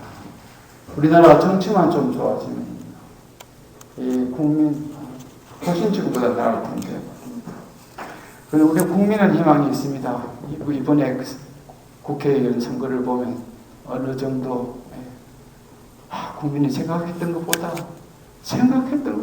국민이 정확하게 판단하고 알아서 하시는구나. 이번은 다들 예상이 여당이 200석 정도 갖고 갈 걸로 다들 판단했습니다. 한국에서는. 그래서 경상도 전라도는요. 게임을 붙으면은 경상도가 100석이고 전라도는 50석입니다. 게임이 불공정 게임이에요. 여기서 우리나라는 이 소선구제로서는요. 그런데도 빨간 것, 파란 것 반밖에 안 되는데도 이번에 더 야당도 지리멸하고 못하고 싸우고 하니까 안 될 줄 알았죠. 국민이 야당이 못났지만 여당을 저렇게 둬서는 국민을 너무나 무시하고 오만해서 안 되겠다고 본 겁니다. 저도 경상도 출신이지만 그래도 이번에 경상도 출신이 조금은 정신을 차리는 것 같아요. 전부 다 빨간 걸로 안 하는 거 보니까. 그거는 교만한 이 세력에 대한 자기 반성입니다. 국민이 훨씬 나은 것이죠. 이 주류 세력과의 주변부 세력과의 이 갈등, 그러나 한쪽만의 피해가 아닙니다. 그것이 돌아오게 되어 있다 하는 겁니다. 자, 그러면은 지금 시간이 어떻게 되었습니까? 네. 예. 자, 그러면은 바로 결과로 넘어가도록 그렇게 하십시다. 그러면은 이제 어떻게 할 것인가? 좀 부족한 것은 여러분이 관심이 있으면 저희 책을 좀 보시기를 바랍니다. 그럼 어떻게 할 것인가?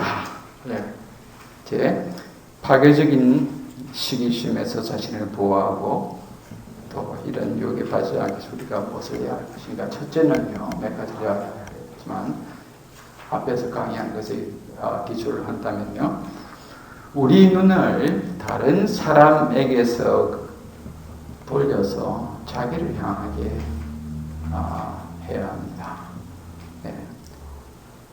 자꾸 다 친구가 갖고 있는 것을 바라보고 힘들어하고 피눈물을 흘리는데요.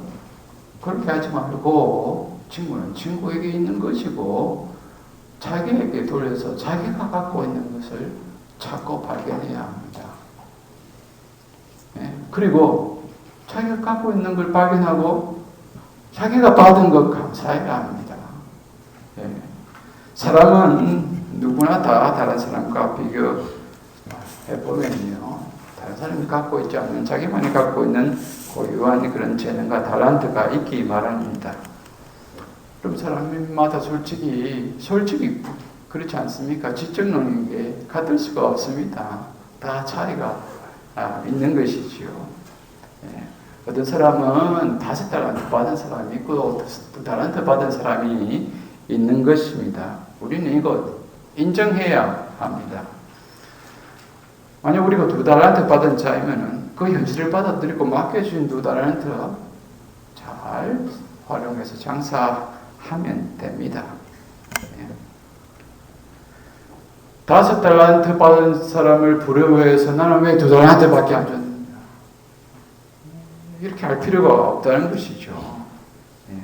결과가 뭡니까? 5달란트 받아서 장사한 사람이나 2달란트 받아서 장사하고 남긴 사람이나 주인이 들어와서 했던 것은 똑같은 삶도 되었습니다.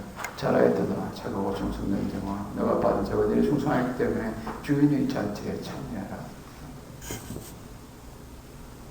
5달란트 받은 자에게 많이 주고 2달란트에게 덜한 삶을 준 것이 아니었죠.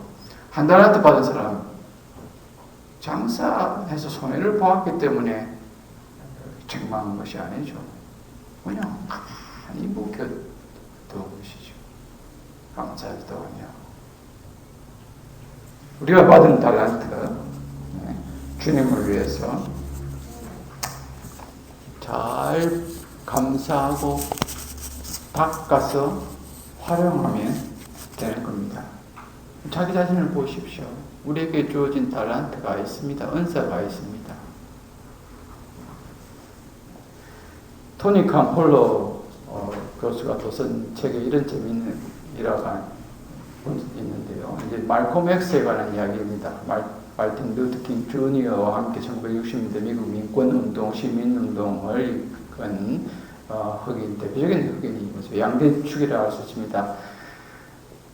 마틴 루터 킹 목사님은 어떻게 평화주의적 입장을 일관되게 고수했다고 하면은 말콤 X는 좀 과격했죠. 흑인 민권을 신장시킬 수 있는 길이라면 어떤 방법도 이렇게 제한할 필요 없고 불사한다 하는데, 이런 운동을 주장했던 말콤 X도 실제적으로는 백인들을 미워하고 흑인 권리를 백인들보다 찾기 위해서 노력을 많이 했는데요.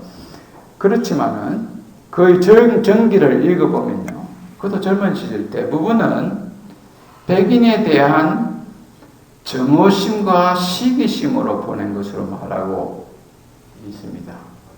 근데 정오하면서도 한편으로는 백인을 부러워하여서 백인처럼 되려고 은근히 예를 썼습니다. 하얀 피부가 부러워서 미백 효과가 뛰어난 화장품을 사서 바르고 조금이라도 휘어지고 싶어 한 것이죠. 그리고 머리카락을 백인처럼 조금이라도 더 만들기 위해서 기계로 부단히 머리를 못하게 굴었다고 그렇게 하고 있습니다. 그러던 어느 날 말콤 X는 문득 깨닫게 됩니다. 흑인이 진정으로 해방되는 길은 백인처럼 그런 풍요한 기회를 누리는 것, 또 많은 조건들을 갖추게 되는 것이 아니다 하는 것을 깨닫게 되었습니다. 백인을 부러워하고 그들처럼 누리며 사는 것이 아니라 정말 해방되는 길은 먼저 Black is beautiful, Black is beautiful 이라고 스스로 보고 말할 수 있어야 참으로 흑인이 해방될 수 있다라고 깨닫게 되었습니다. 자기들이 가진 검은 고유한 것을 아름답다고 생각하고 자부심을 갖고 감사할 수 있어야만 참 해방이 될 수 있다라고 이렇게 본 것이죠. 성도 여러분, 하나님이 우리 모두에게 나름대로의 고유한 은사와 자질, 복을 허락하여 주셨습니다. 우리 각자는 자세히 살펴보면 남들이 갖지 아니한 그런 우리 자신만의 그런 고유한 은사, 재능, 덕목을 다 갖고 있습니다. 한번 여러분들 살펴보십시오. 들여다보십시오. 보지 않으니까 안 보이는 것이죠. 한번 보십시오. 찾고 먼지가 뽀얗게 덮여 있을 겁니다. 찾아서 발견하고 털어내고 잘 닦아서 사용해야 합니다. 그러면 감사하게 될 것입니다. 하나님이 나에게 맡겨주신 독특한 은사, 다른 데가 무엇인지 알고 찾아서 그에 따라 살아가게 되면은 비로소 삶이 좀 자유로워질 수가 있습니다. 아무리 살아봐도 나는 없는 것 같아요. 아닙니다. 그렇지 않습니다. 하나님이 다 우리를 독특하게 만드셨습니다. 공평하게 은사와 덕목을 주셨습니다. 다 주의 나라를 위해서 한 몫을 하도록 필요한 자들로 만들어졌고 그에 따른 은사를 주셨습니다. 여러분 오케스트라에 다 바이올린만 있으면 되겠습니까? 다 화려한 음색을 가진 트럼펫만 있으면 되겠습니까? 심포니 오케스트라가 교향곡을 연주하려면 대편성 같은 경우는 어떤 경우는 100명들이 연주를 하는데요. 그 중에서 때로는 이 조그만 피콜로, 요만한 피콜로가 있어야 됩니다. 극적인 곳에서 높은 소리를 한번 픽 내어줘야만 산단 말이죠. 우리 어릴 때 초등학교에서 국내학교 다닐 때 연습하다 심벌적 삼각형 땡땡 치는 거 별거 아닌 것 같지만은 교향곡 연주할 때 그렇게 하면 소리를 내줄 때 굉장한 효과를 합니다. 하나님이 다 하나님의 오케스트레이션을 하기 위해서 다 필요한 곳으로 우리를 만드셨습니다. 다 바이올린만 불어 해서는 안 된다는 것이죠. 하나님이 그렇게 주신, 이거 하나님의 주권입니다.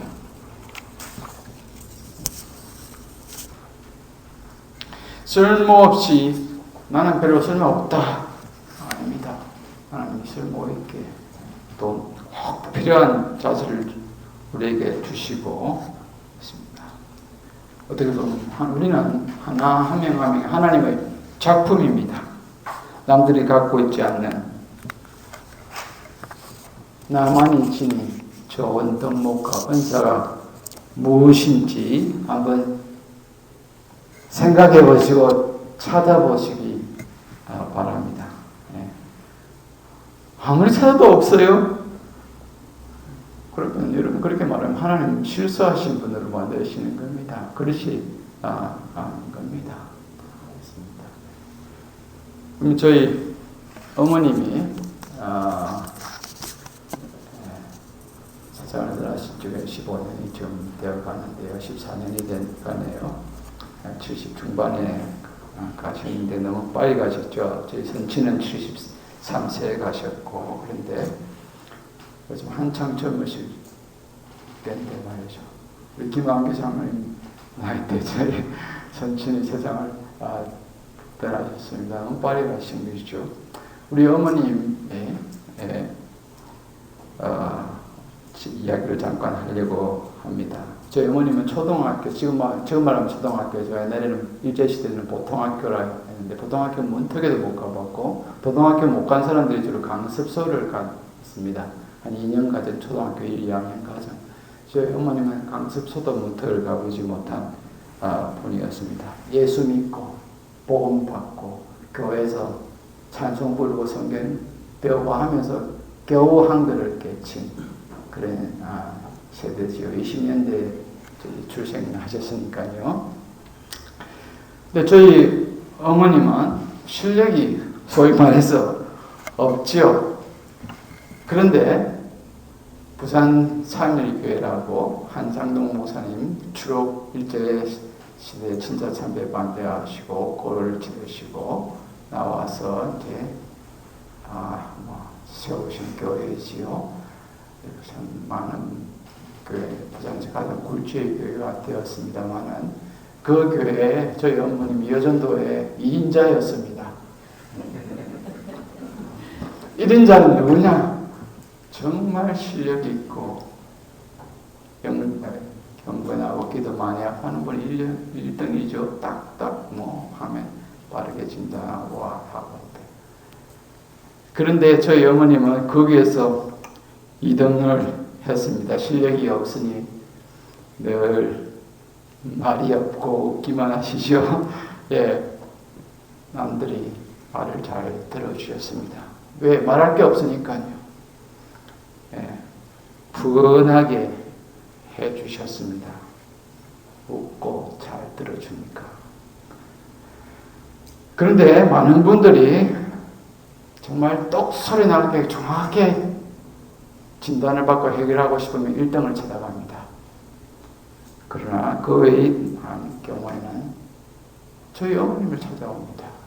왜? 해결책을 듣는 것이 아니죠. 와서 이야기를 하면 들어주고 함께 아파주고 그랬어요. 아이고요. 이런 식으로 주임새 넣어주고 이게 저희 어머님이 갖고 계셨던 덕목이 있습니다. 여러분 많은 경우에 문제는요. 내담자들이 찾아와서 상담을 할 때 상담가가 답을 주는 경우는 거의 드뭅니다. 자기가 내담자가 찾아와서 이야기를 탁 하고 하는 과정에서 스스로 답을 찾아가요. 많은 경우에. 저희 어머님 정말 아주 사람들을 푸근하게 잘 들어주죠. 그리고 또 실제로 후한분이었습니다. 저희 아버님도 제대로 교육을 못 받으신 분이었는데 정말 선비셨습니다. 뛰어난 머리를 가지신 분이고 보험으로 변화되시고 주경야독을 하셔서 소위 말해서 일찍 경찰 간부가 일제시대 때 되셨습니다. 개성에 가서 간부 학교를 하고 20대 중반에 소위 말해서 경감으로서 지사장으로 내려왔습니다. 예수 믿고 출세한 대표적인 거제도 쓰면서 대표적인 였습니다. 그래서 이제 부산 거제도에 나와서 부산에 정착했는데 그때 출세했다고 해서 무슨 출세겠습니까? 조그만 다다미 방이 몇 개 있는 집에서 살았는데요. 제 어릴 때 기억에는 늘 거제도에서 사람이 부산으로 올라와서 저희 집에서 묵고 잤습니다. 조금 방이 밑에 2개, 위 2층에 다다미 방 2개 있었는데 저희 8식구가 살고요. 할머니 사셨고 거기에다 광 같은 조그만 허름한데 한 사람 겨울동 활동하는 그 공간에 늘 그 친척에는 사촌, 육촌, 팔촌 1년 내내 있었습니다. 그런데 우리 어머님이 노하면 못 있는 거죠. 우리 어머님이. 근데 우리 어머니 노 안 하셨습니다. 우리 아버지 계통의 사촌, 육촌, 팔촌 다 했습니다. 명절 때 저희 집에 그래도 제일 예수 믿고 출세한 집이다 해가지고 부산 자리 잡기 위해서 와서 자리 잡을 때까지 있는 겁니다. 명절 때 사촌, 육촌, 팔촌 동서들 집에 왔다 가면은 봉지 싸서 전부 다 나눠주었습니다. 저희 어머님이. 저희 어머님 세상 떠나실 때 사촌, 육촌, 팔촌 동서들이 목 놓아 오를 때였습니다. 제가 그걸 생생히 기억하고 있습니다. 후한분이셨죠. 우리 어머님은 일자무식이었지만 하나님이 이런 덕목을 주신 겁니다. 다 사람마다 같을 수가 없습니다. 뛰어난 지식을 갖던 분이 있고 이런 덕목을 가진 분이 있고 좋은 성품을 가지고 다 하나님 나라와 저희 교회를 살찌우고 키우는데 필요한 덕목들인데 자꾸 다른 사람들을 비교하면 다른 사람을 볼 필요가 없습니다. 나에게 주신 하나님의 그 보십시오. 가정도 마찬가지입니다. 가정. 자꾸 자기 아내, 자기 남편 별로이죠. 성에 차지 안 하는 경우가 많습니다. 좋은 점만 보십시오. 다른 남편, 다른 아내 비교하지 마십시오. 다른 사람 뭐 좋게 보이죠? 한번 살아보십시오. 한번 살아보면 똑같습니다. 별거 없습니다. 다른 사람 보지 마십시오. 우리 눈에 근사하게 보이는 커플과 사회적으로 명망이 있고 누리고 괜찮은 것 같은 사람도 가까이 가서 보십시오. 목사들은 그런 경우를 많이 봅니다. 실제로 신방을 가고 가서 가까이 보면은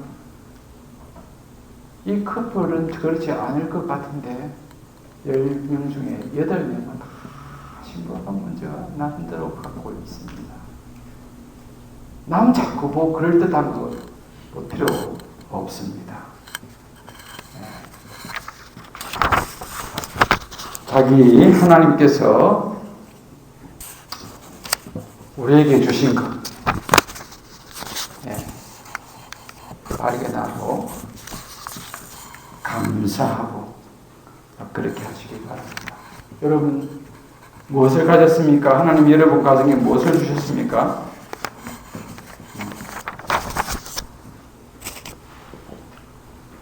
하나님 그 주신 것 잘 활용하여서 주의 나라를 위해서 그렇게 잘 사용을 하도록 그렇게 해야겠습니다. 찬송가에 보면요 429장 찬송가에 이런 찬송이 있습니다.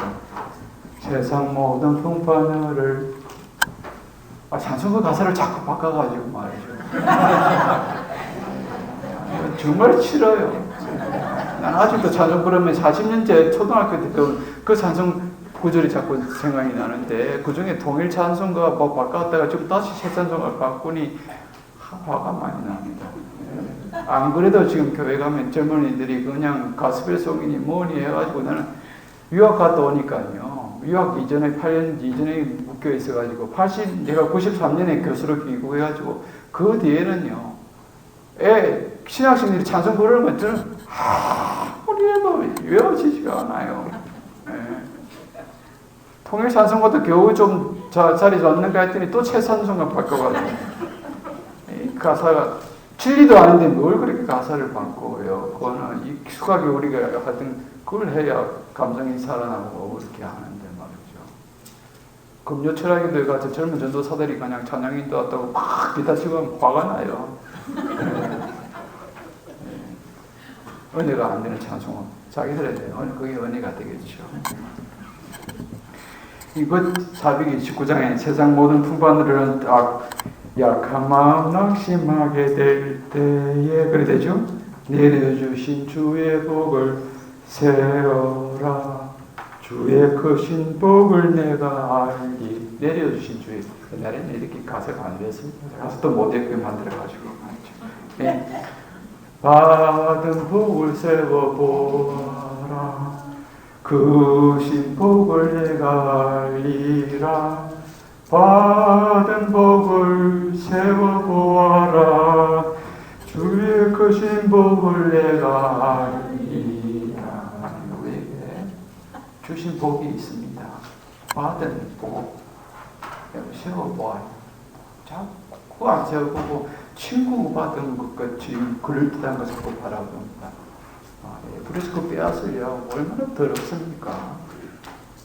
창피하지요. 창피한 짓 하는 게 우리 인간들입니다.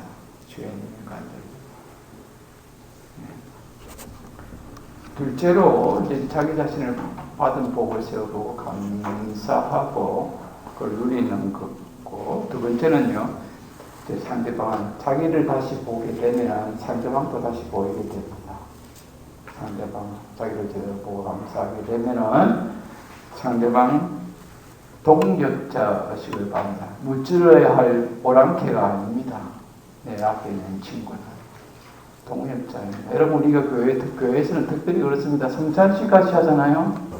성찬식을 같이 한다는 것은 한 몸의 지체라는 거예요. 한 식탁에서 주의 몸된 교회의 한 식탁에 앉아서 상을 나눈다는 것은요, 몸과 살을 나눈다는 건 형제라는 겁니다. 한 지체 표현이 정말 중요한 표현입니다.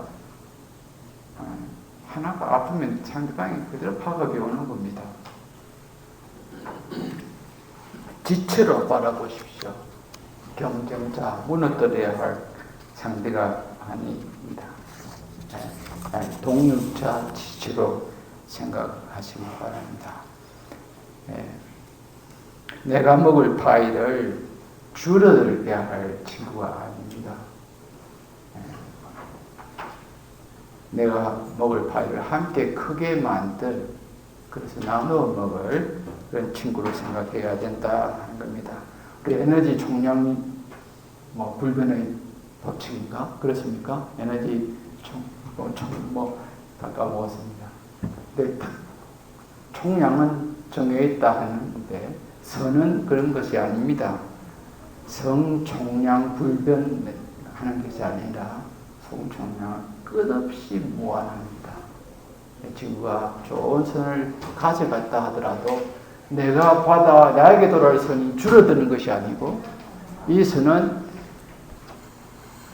무한의 근원이신 하나님으로부터 말미암은 것이기 때문에 이 선은 총량이 딱 한정되어 있는 것이 아니고 끝없습니다. 친구가 좋은 거 가져가도 나도 얼마든지 가져올 선이 원합니다.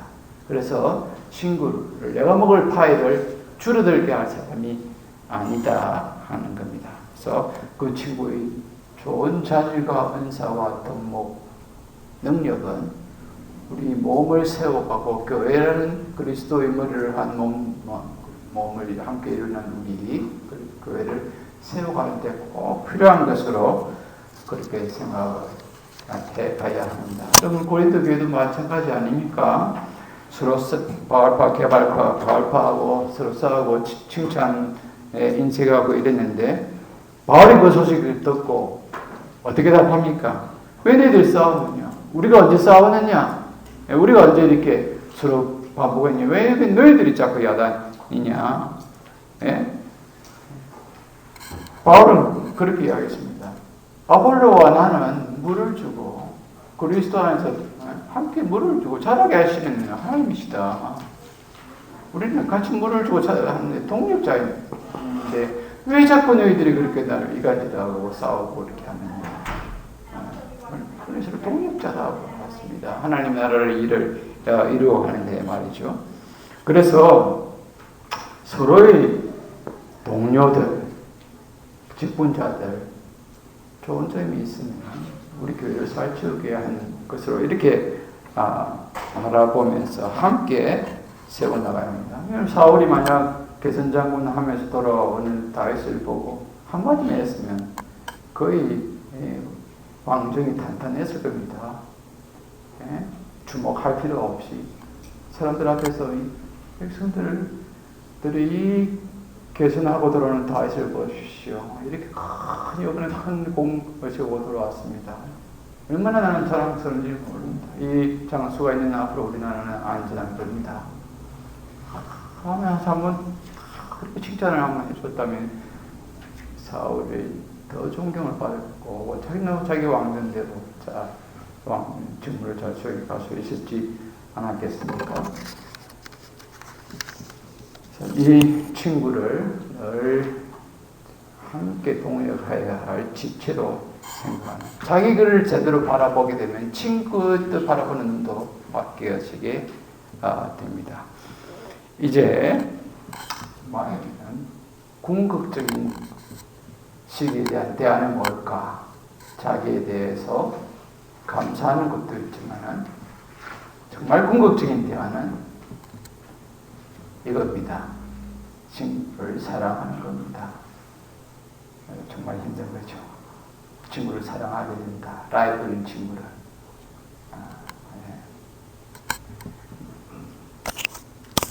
그러나 우리는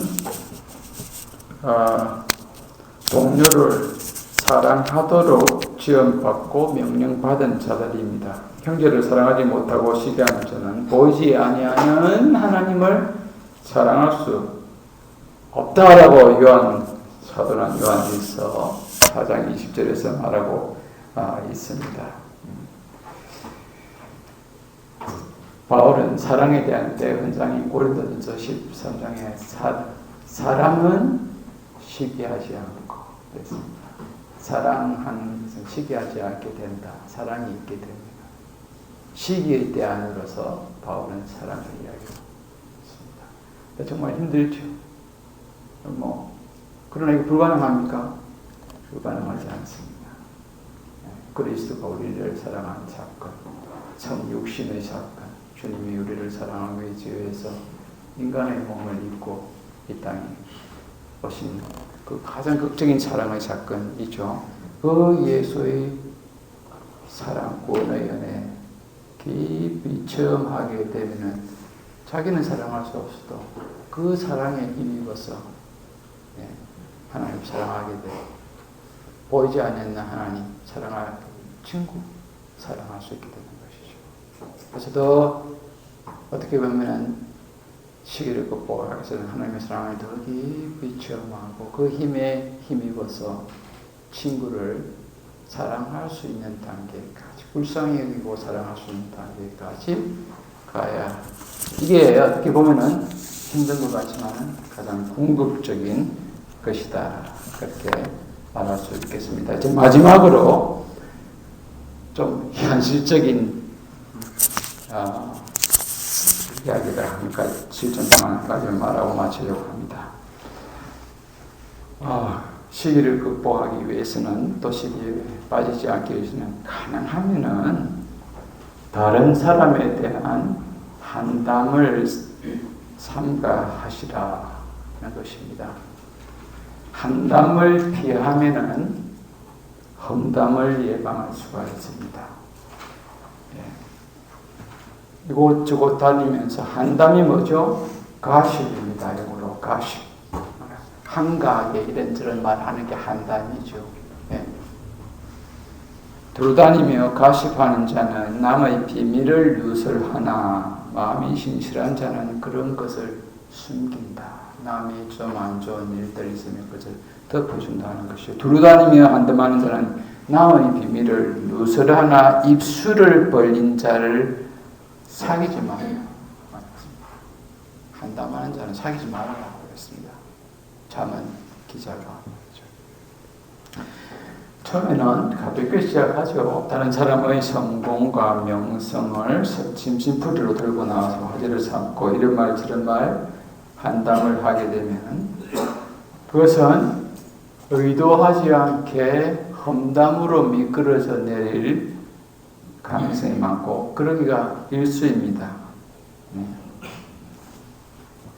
처음에는 그럴 의도가 없는 것처럼 이렇쿵 저렇쿵 그냥 영사하면서 가볍게 말을 시작하다 보면은 그렇지만 그런데라고 꼬리를 달기 시작하면서 결점을 하나씩 점점 찾기로 이어지고 되풀이되다 보면은 이것이 부각이 되어지게 됩니다.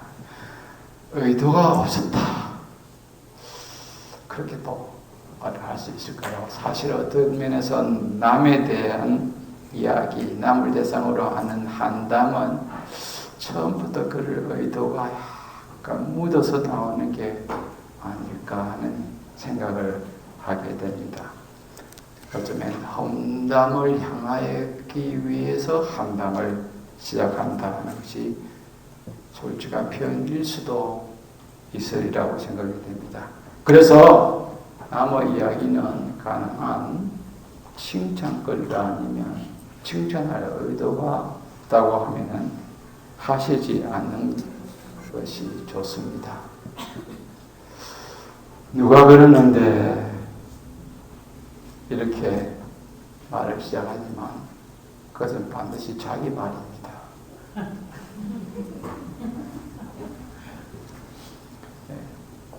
그러니까 피하시는 것이 좋지 않겠습니까? 우리가 약한 사람들이기 때문에 이 대신 긍정의 언어, 칭찬의 언어, 평화의 언어를 사용하도록 그렇게 하십시다. 칭찬하고 인정하는 언어. 칭찬은 참 빌어먹는 보약이라고 하지 않습니까? 그런 말 아니면 한다면 피하시는 게 좋다. 이게 아주 현실적인 우리가 쉽게 미끄러지지 할 수 있는 그런 방안이라고 생각합니다. 여러분 아무리 신앙생활을 오래 해도 집사, 권사, 장로가 되어도 동료의 잘됨에 힘들어하고 배아파한다면 그것은 영적 어린아이입니다. 신학교수도 목사도 똑같아요. 제가 학회를 갔는데요. 실제로 있었던 이야기입니다. 학회 갔는데 이제 학회 큰 홀 앞에 로비에 이 책을 이렇게 출판사들이 많이 갖고 와서 이렇게 진열을 해놓고 신간들도 갖고 가는데 딱 들어가는데 저하고 교수가 이제 우연히 만났어요. 둘이 딱 만나서 둘이 이렇게 컴퍼니를 이뤄서 이렇게 가서 책 앞에 코너에 있는데 그 교수님이 여기 앞에 놓여있지 책 보더니 신간을 보더니 이 친구 책 썼네? 공부를 잘못해가지고 박사과정도 떨어지더니 자기는 박사과정 석사 바로 갖고 아마 그 책 쓰신 교수님은 떨어졌던 모양입니다. 그래가지고 다른 대학에 떨어졌다는 표현은 그렇죠. 한국 달리 여러 대학에 어플라이 해가지고 이제 하나 선택해서 가니까요. 자기가 붙은 그 대학에는 떨어졌다는 거겠죠. 떨어지더니 가서 빨리 학위 마치고 교수들이 자기 잊어버려 쓸데없는 책 써가지고 신학 교수의 비리를 말하는 것 같아서 부끄럽습니다만은 그렇습니다. 목사나 신학 교수나 나이를 먹거나 먹지 않으나 잊혀지지가 않습니다. 그 교수를 비난하는 것이 아니라 저희 모습.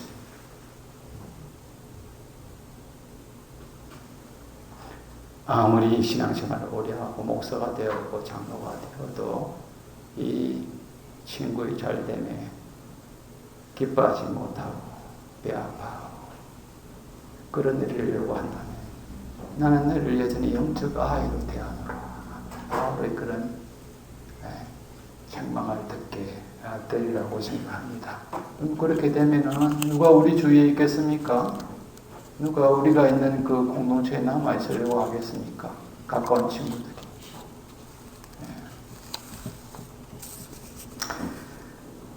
마지막으로 그럼 우리가 어느 수준까지 가야 될 것인가? 이런 방안을 통해서 저는 이렇게 말하고 싶습니다. 바울은 아주 멋진 말을 했습니다. 바울은 로마서 12장 여러분 마지막 성경 혹시 갖고 계신 분 아니면 여러분 스마트폰에 다 갖고 계시죠? 로마서 12장 15절 같이 한번 읽어보십시다. 마지막에 읽어 마치도록 그렇게 하겠습니다.